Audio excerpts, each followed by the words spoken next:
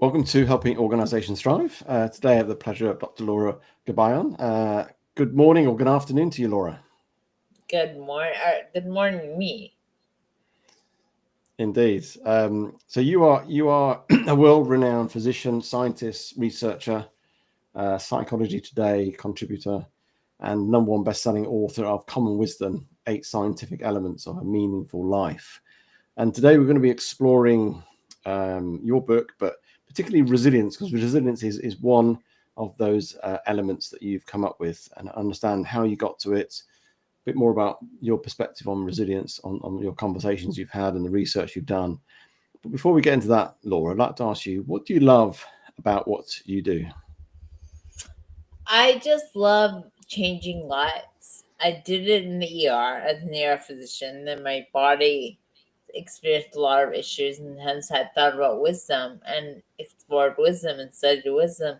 And what I found are really the 8 ingredients or elements that I found are the key to living a great life. And also the key to succeeding in business, whatever you choose you want to do. So I love doing that. I love telling people about it. Fantastic, that's great. And so let's go almost from the beginning. What inspired you to create your study and then write your sort of common wisdom book, and So a little bit more about the results? 2013, I noticed that I started to develop weird symptoms, and then slowly my body got worse and worse to the point that I still slur my speech. You can hear it in my voice. I have weak muscles. I found out there was chronic Lyme disease, but I was really taken aback as to how, medicine or the medical establishment was not thinking outside the box about what was wrong with me. And so I decided to, I had experience publishing, I had experience doing research. So I decided instead to look at the whys because they kind of think outside the box. And I interviewed 60 wise people. And that's when I did my study. I found the 8 elements or defined wisdom and put it in my book. And the 8 elements, I'll tell you what they are: resilience, kindness, positivity, spirituality, humility, tolerance, creativity, and curiosity. And when you pick these people that you interviewed in terms of from a Oh, I didn't context. pick them. I didn't pick. As a researcher, to say Okay. unbiased, you can't pick any of them. So how did that work then? Just talk me through that sort of process of understanding what makes somebody wise. Well, initially it's funny. I had an explanation. I people who make the decisions, give advice, and then we had a media person on my team initially, and I told every single person I knew if they knew someone was. I noticed pretty quickly that no one used the definition. People just were like, "Oh yeah, I went to college with this person. Oh yeah, I knew this person when I worked with them." Or "Oh yeah," and that was it. And they just nominated them. We're not friends. They were not related per se. They were just people they knew that they thought were wise. And what was it'd be interesting to understand the age range you had of these wise people that were nominated by people. So, so to do any project, you have to look and see what was out there before. And there was some research in sociology, psychology, and geriatric journals that looked at the age of the wise, and they said that it peaked in the 50s, 60s, and 70s. So the people I interviewed were age 50 to 79 years old. Okay. As people always assume people who are older have got more wisdom about them, haven't they? There's a sense of age, experience. But it's not a guarantee. Just because you're older doesn't mean you're wiser. We know people who are older who don't make good decisions. So just on that, what was your definition of wisdom beforehand? Then having had this research, has it changed your perspective on Oh wisdom? yeah, I mean before it was kind of this diffuse, intangible thing that all I knew was okay. We know it when we see it. And after I did my project, I firmly believe that I broke it down into those 8 elements. And in terms of order, meaning resilience, the first one was the most common. And it's really makes sense that all of them are there. But of the 60 people I interviewed, only one person had all 8. Most had about, 2 to 5, but only one person had all 8. So I think it's not easy to master all 8, but it definitely puts it on your radar. Yeah, no, I bet it does. And just focusing a little bit on resilience and just get an understanding of why resilience became a one of your sort of 8 sort of habits or 8 sort of top skills for being wise, and also be good to understand your definition of resilience in that context as well. My definition of resilience is when you encounter obstacles, you don't give up. You kind of just pick yourself up and you move on. And I've learned through talking to people. Well, the reason resilience was the first one was because these 60 people, majority had encountered horrible life events and horrible.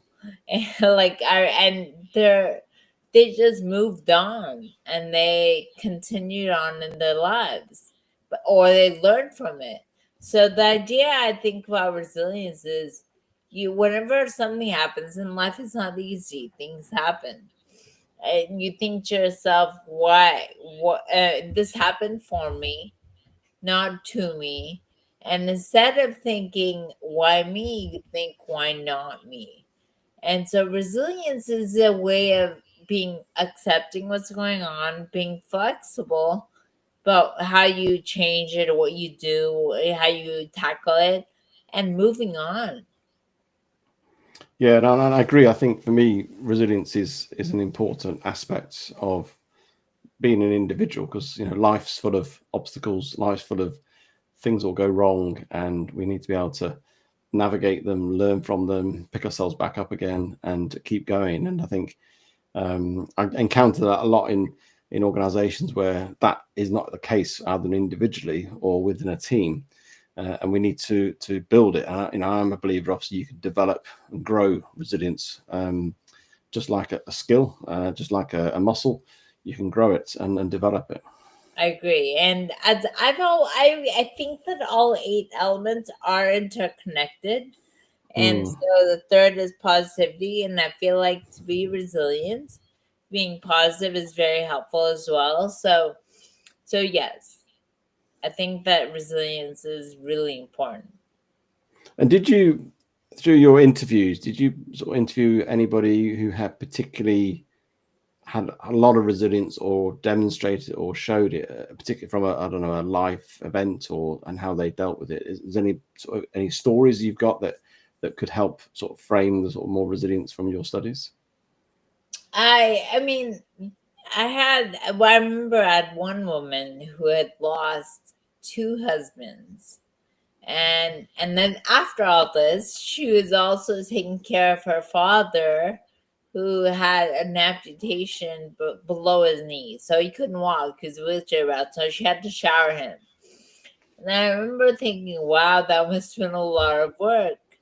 And she was like, "Oh no, he got to be with his grandkids." So a total shift in the way she saw things because he got to be with his grandkids. He got to be with people in his life. That was more important than the mundane things that we other people could think about.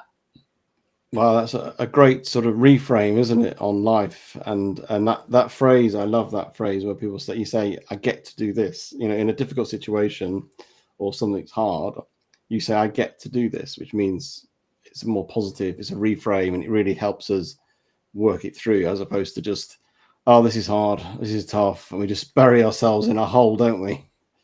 Right. And I think that's why gratitude works, is because it forces you to look at, or the journals, gratitude journals force you to look at things you normally would not think about. Things that are not obvious. So thinking to yourself, in any obstacle, I get to do this. I'm grateful for this, or oh, even though I depend on this person, thank God they're there. Or in my situation, I can't walk, so but I have a chair that moves. Instead of calling it a wheelchair, it's a chair that moves. So it's a reframe. I agree. Yeah, and I think I've learned more in life to reframe everything. It's a way of dealing with some of our difficulties or situations that we're in.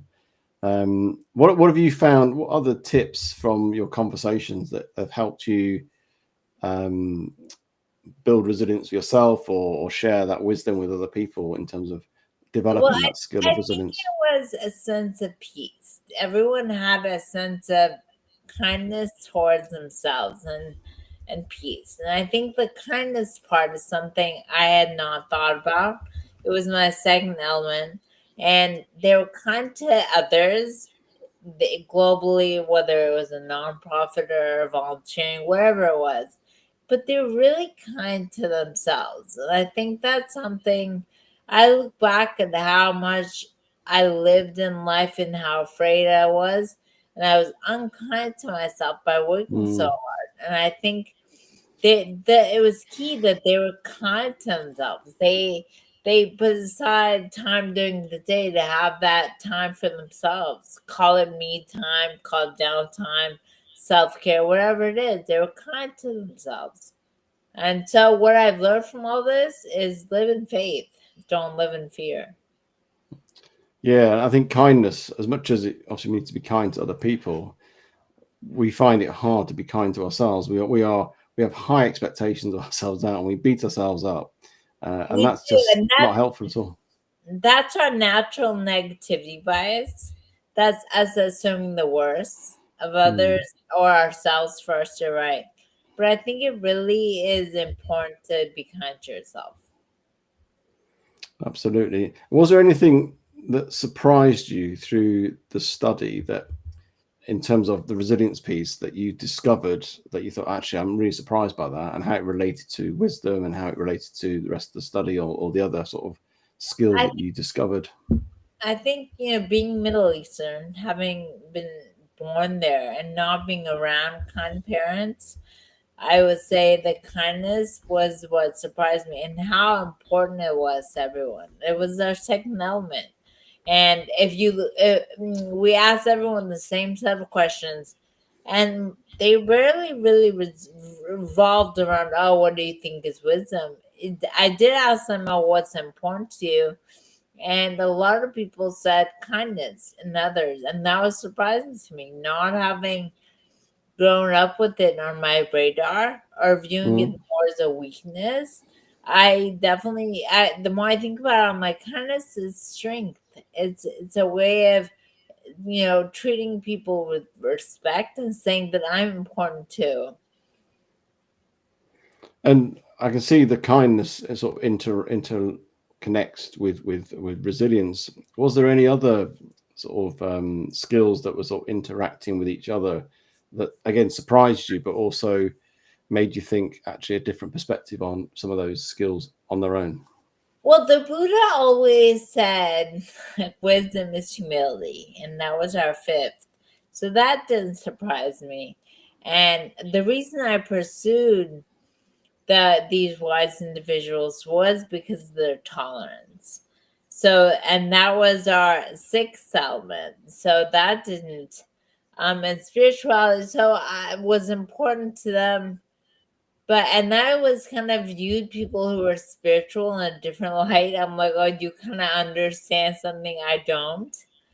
So the more I think about it, no, I don't know if I would have put the eight like this, but there wasn't anything else. It made sense. So actually, when you got all eight together and they came out, it sort of collectively made sense together. Yeah, resilience, kindness, positivity, spirituality, humility, tolerance, creativity, and curiosity made all of them make so much sense. And is there any sort of, I don't know, things since your studies, since your book's been out there, since you've had those conversations, is there any other aspects of wisdom that you think you need to sort of add into or build upon or shine a light on or through Well, that process? I think wisdom is not really a relevant term these days. I feel, with internet, with everything, it's kind of taken backseat. I think it's more important to look at these days and be like, what am I good at? What am I not good at? And these are really the secret ingredients to mastering life, to succeeding in life, to living a life of joy and peace and happiness. So I don't know if, I mean, the common wisdom is common wisdom because it's the common traits or element they all had in common. But it's more than that. It's more of a way to live a great life. And you obviously come up with these 8 sort of skills. It'd be just good to perhaps look at initially resilience, how we build those in. If we want to be wise, if somebody's listening to this right now as a leader and they want to build some more wisdom in their lives, because they know that's really good for leadership, it's good for their sort of personal life. Where do they start? How do they start to build these things in? What's been your approach based on your experience of those conversations you had with those people? Well, I think a leader is a role model.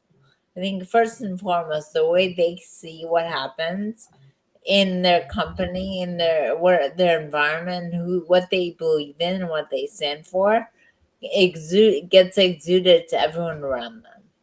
So when we talk about the importance of resilience, it's not only how they view. Let's say you have a company that experience losses, then instead of viewing as oh no, I think it's important for someone to think of, well, we're going to fight that, we're going to figure out why, and we're going to be even better and move forward. And having that attitude will encourage others to be resourceful as well, to be excited about the future as well. Yeah, and it's interesting. Obviously, your age range was much older.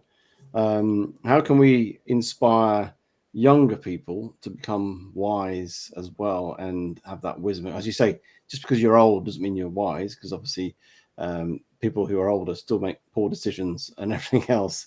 So how can we encourage young people to feel inspired? Actually, I can be wise, but I don't have to be in my 50s or 60s or 70s to be wise. I can be wise now. So what can we do to help in people in their 20s or 30s now? I think the biggest problem we're seeing with the younger generation is the internet.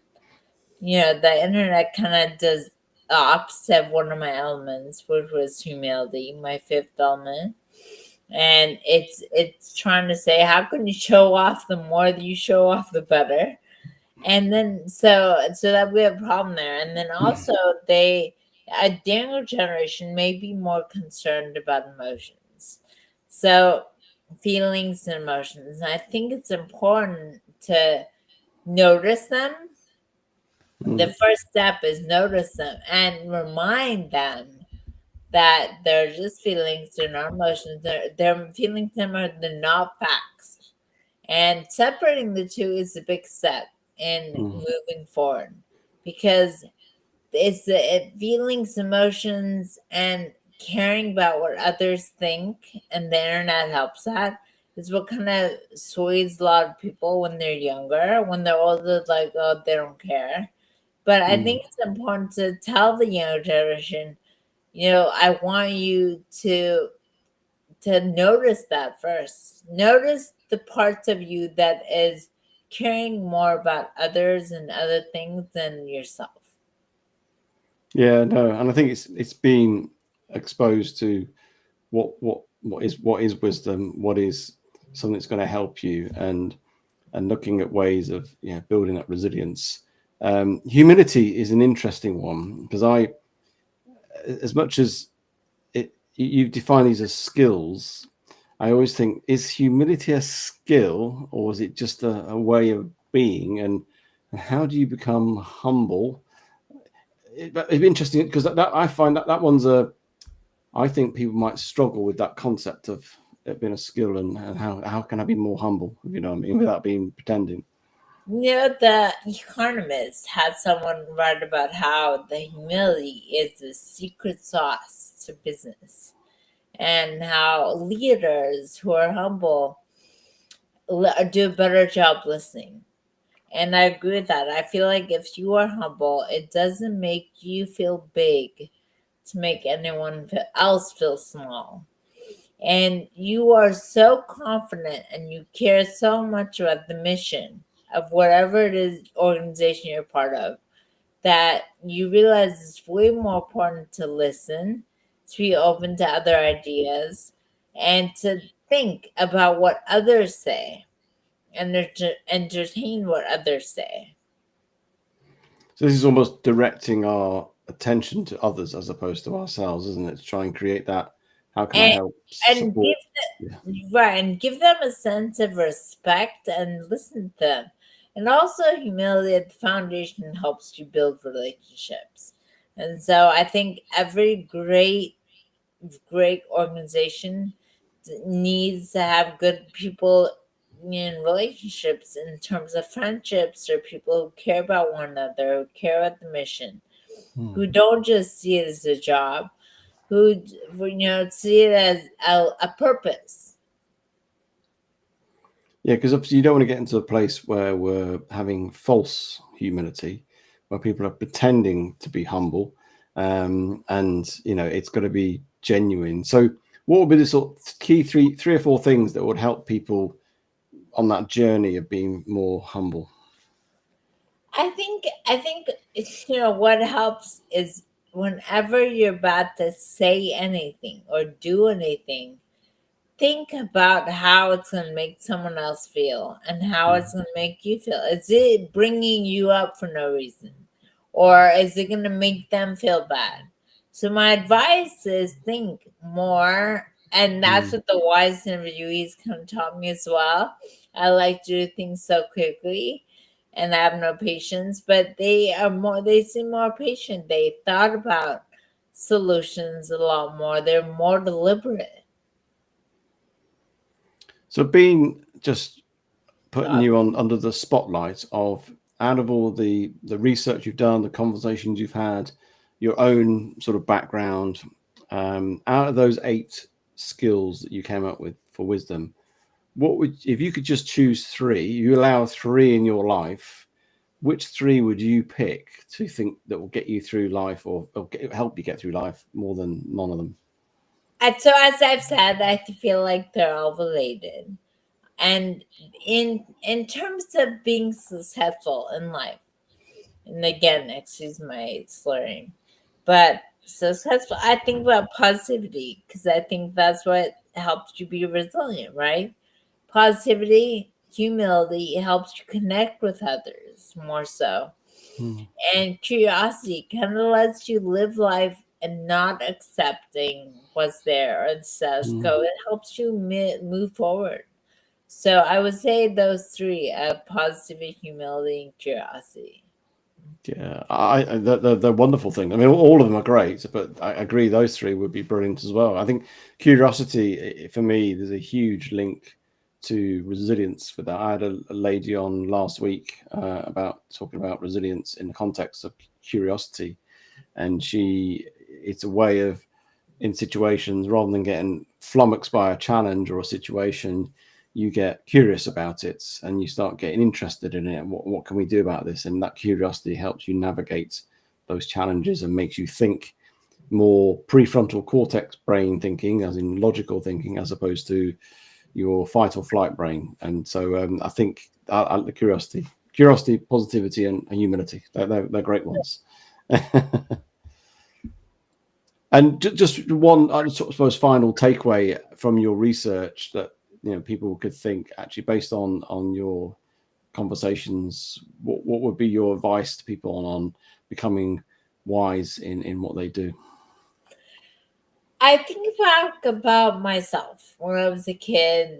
I think anxiety is a big problem these days, and I think loneliness is also a problem.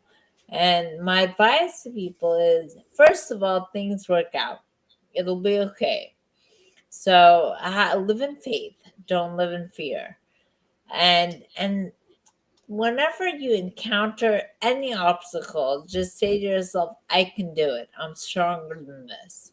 And you will overcome it. And in terms of loneliness, realize 4 of my 8 elements are related to connecting with others. So let's Mm. put aside the gadgets, put aside the quick fixes, the robots, the computers, and focus more on building relationships.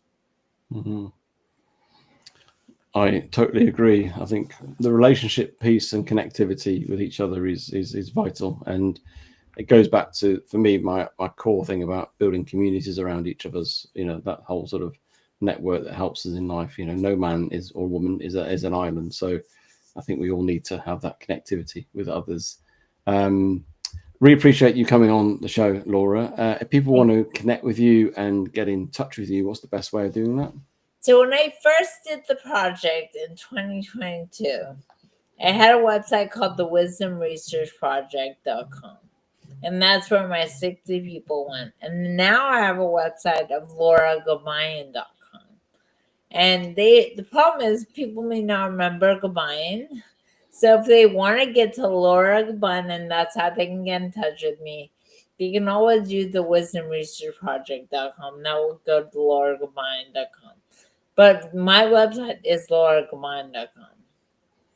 Fantastic. Well, thank you for coming on, Laura. Much appreciated.